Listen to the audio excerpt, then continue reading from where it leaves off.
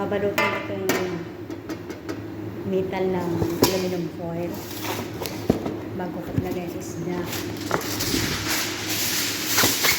para hindi siya lumipit. Dublihin ko na.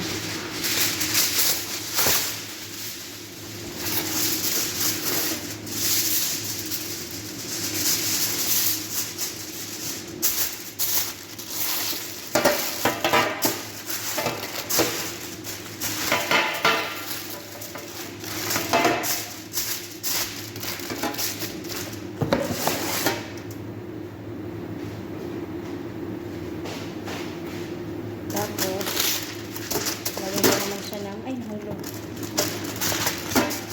Baking paper. Para mabilis pa kuha mamaya yung isda pag naluto na. So, ito na guys, yung isda, malinis na. Hinugasan ko na ito kanina at pinatulo. Lalagyan ko na lang ito ng asin. Siyempre, bago tayo maglagay ng mga ingredients, katulad ng asin at paminta or paprika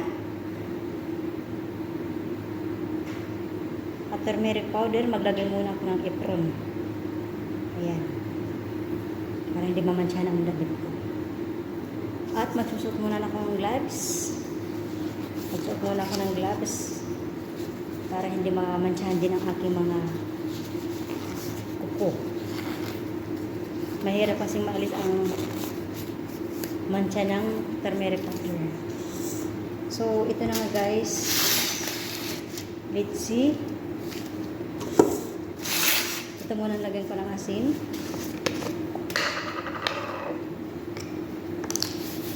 Lagyan ko ng asin.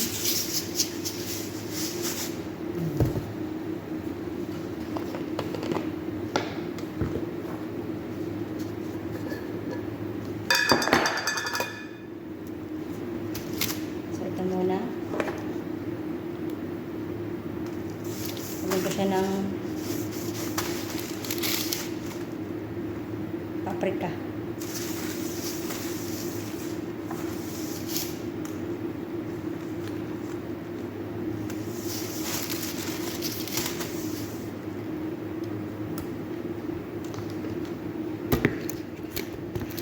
Tapos, lagyan ko naman siya ng turmeric powder.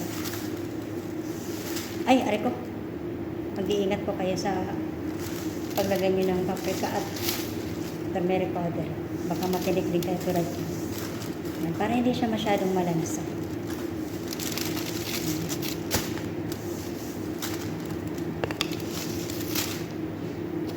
Yung isa naman ay ganun din ang gagawin ko. Pwedeng mauna ang turmeric powder. Pwede rin mauna ang paprika. Nasa inyo yan kung anong gusto nyo mauna.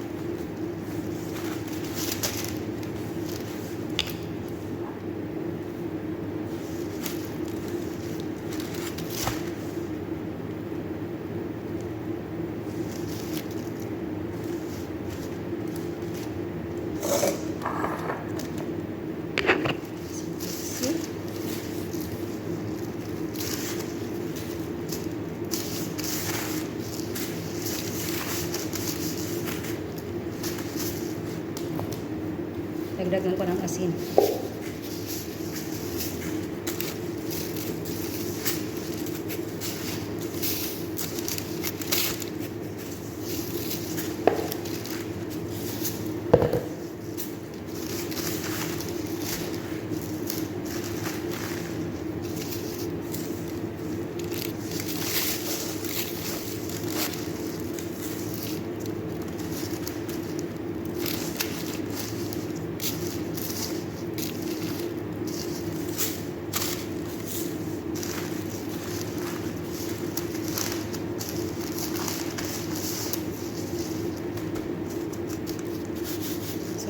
Guys, ready na.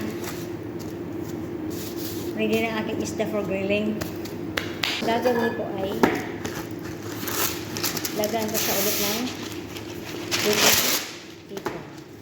Ganyan.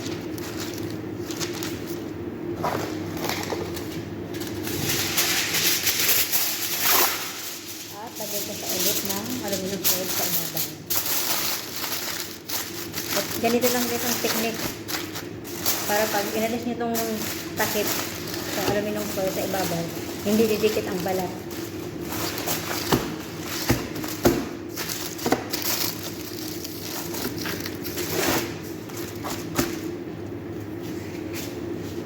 Isin ko na ito.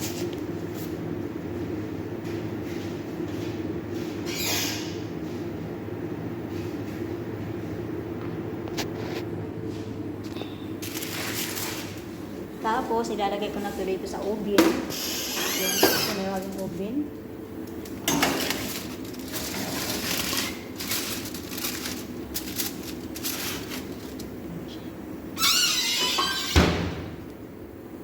Ayan, tiknot nga pala guys, yung oven, pinainit ko muna ng mga 15 minutes bago ko ilagay yung isda.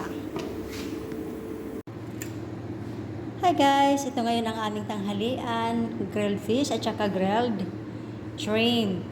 Ayan. Inayos ko na pala ito dito sa isang lalagyan. Para pag sinabi na bring the foods, mabilis nito namin madadala.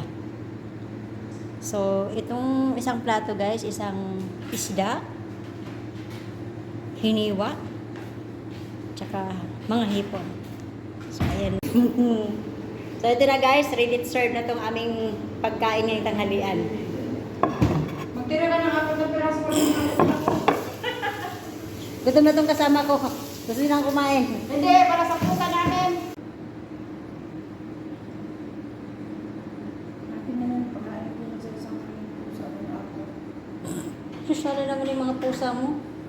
Hindi pa nga nakakain ng mga employer, mga bossing. Una pa sila.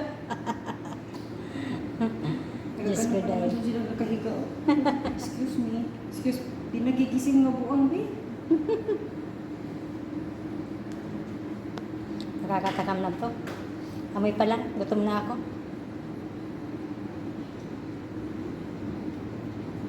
Hindi yung supreme no. Hindi. Siya supreme. Yung malamig sa Hindi ko alam to guys kung anong isda, basta hindi to supreme. Ano yung pinaka-andar?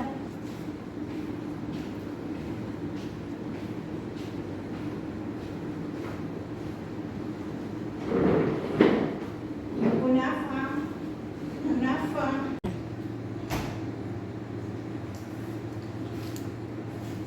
Ano ba? Ano? Ito namang isang plato ay dalawang isda na inihaw pa rin. So, ito yung aming tanghalian ngayon.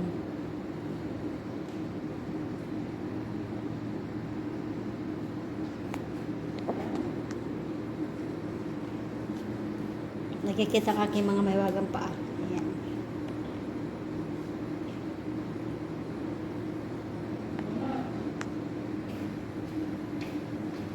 Ingay nito ni Baboy.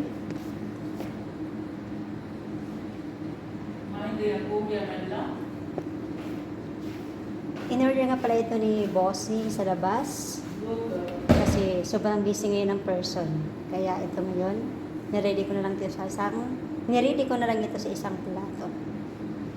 Ready to serve na to guys.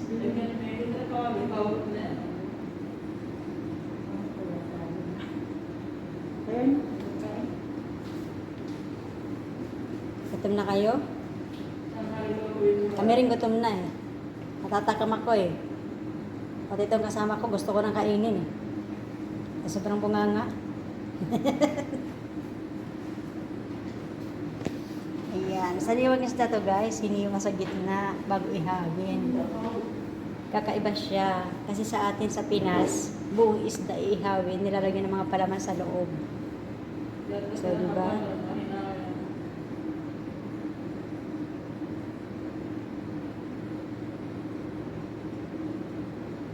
Makalipas ang isang oras guys, titingnan ko na itong aking hinihaw na isda.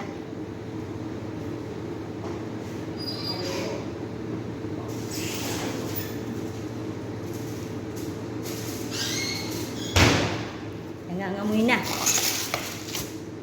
Tingnan natin.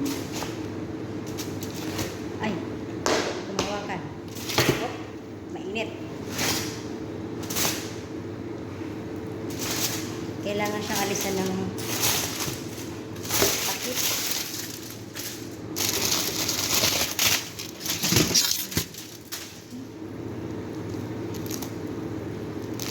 Ayan.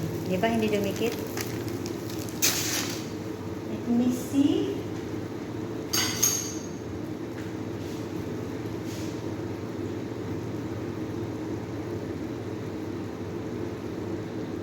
Malambot siya. So, kailangan ko muna itong balik sa loob ng oven. Kasi gusto ng mga amo ko ay dry dito sa ibabaw ng dry dito sa ibabaw ang isda. So, let's go guys. Open ko itong oven.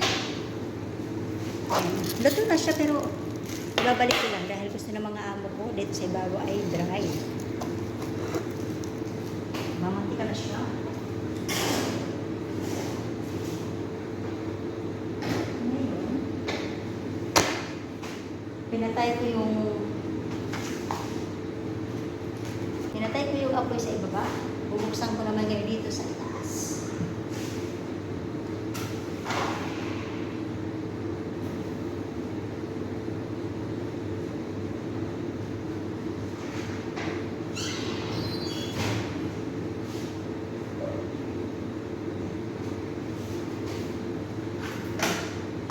So, siguro hanggang ano yan, mga 10 minutes, ganun. Basta hanggang sa ay madry sa ibabaw. Yung para bang brown na siya. So ito na guys, naluto ng aking inihaw na isda o grilled fish. Ayan na, naka-ready na ito guys. Ready to serve na ito. Medyo nasobrahan naman ito ng konti sa apoy, pero okay lang. Gusto ko sana yung medyo light brown lang siya, kaya lang ganyan ang nangyari. Pero yun naman gusto ni Bossing. So, ganun lang kadali guys. Ng isda, mag-ihaw sa oven. Pwede nyo rin itong iihaw sa uling kung gusto nyo. Pero dito kasi sa lugar ng mga amo ko, masyadong mainit ang panahon ngayon, kaya hindi pwedeng mag-ihaw talaga sa labas. Iihaw sa sobrang init ng panahon. So, ito na nga guys. Antay na lang ako sa mga tawag ng mga bossing para ihanda itong pagkain.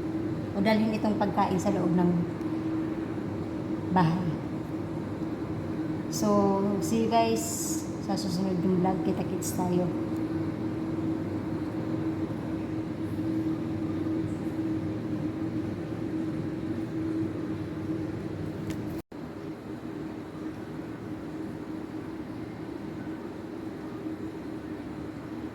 Ilagay ko lang muna ito dito sa puron habang wala pang tawag ang mga amo.